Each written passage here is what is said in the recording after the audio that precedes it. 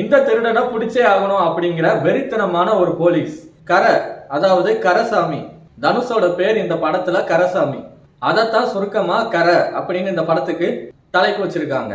இந்த படத்தோட கதை என்ன அப்படின்னு பார்த்தோம்னா, தன்னோட அப்பாவான KS ரவிக்குமார் அவரை நம்பி அவங்க ஊரு ஃபுல்லா லோன் எடுத்து டிராக்டர் வாங்கியிருக்காங்க.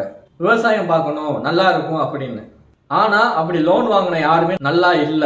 அத ஒரு சிச்சுவேஷன்ல தெளிவா பார்த்த தனுஷ் என்ன பண்றாரு அப்படின்னா, இவருக்காண்டி பேங்க ராபரி பண்ண ஆரம்பிச்சவரு அந்த ஊர் ஜனங்க எல்லாருக்காண்டியுமே இவர் பேங்க்ல கொள்ளையடிக்க ஆரம்பிக்கிறாரு. அது எதுக்கு, ஏன் அப்படிங்கறத இந்த விமர்சனத்தை முழுமையா பாருங்க. அதாவது எடுத்த உடனேயுமே தனுஷ் சீன்ல இன்ட்ரோடியூஸ் ஆயிடுறாரு.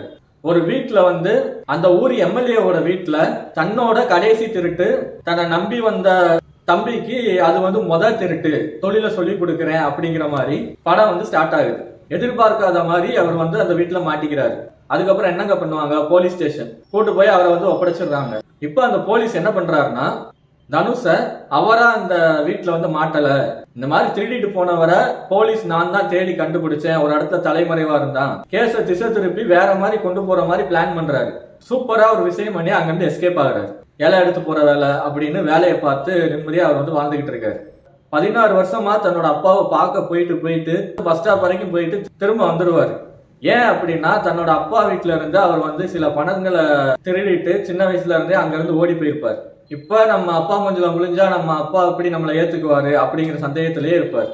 ஆனா அது எல்லாத்தையும் தாண்டி தனுஷை பார்த்த உடனேயுமே KS ரவிக்குமார் இந்த படத்துல ஒரு வித்தியாசமான ஒரு அப்பா லுக்ல நம்ம எல்லாத்தையுமே கலங்கடிக்கிற மாதிரி ஒரு அரை மணி நேரம் தான் வந்துட்டு போறாரு. அவர் வந்துட்டு போற சீன்ஸ் எல்லாமே அவ்வளோ டச்சா இருக்கு.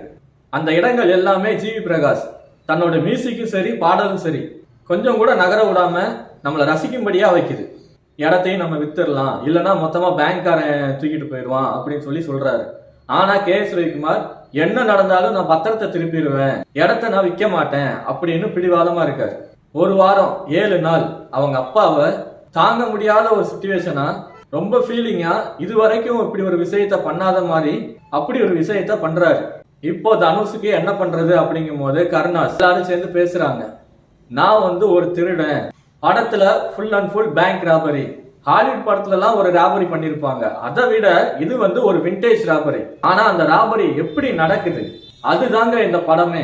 அந்த ராபரி ஒவ்வொரு பேங்க்லையும் ஒவ்வொரு திருடையும் நம்ம பார்க்கும் போது நம்மளுக்கே உணர்ச்சி வகம் தூண்டி விட்டு இவர் போலீஸ்ட மாட்டக்கூடாது, எப்படியாச்சும் இங்க கொள்ளையடிச்சு தப்பிச்சிடணும், அந்த திருட்டு எப்படி இருக்கு அப்படிங்கிறத நீங்க கண்டிப்பா இந்த படத்தை குடும்பத்தோட ஒரு தடவை தியேட்டர்ல பார்த்துதான் தெரிஞ்சுக்கணும். ஒரு புதுவிதமான தமிழ் சினிமாவா கொண்டு வந்திருக்காங்க.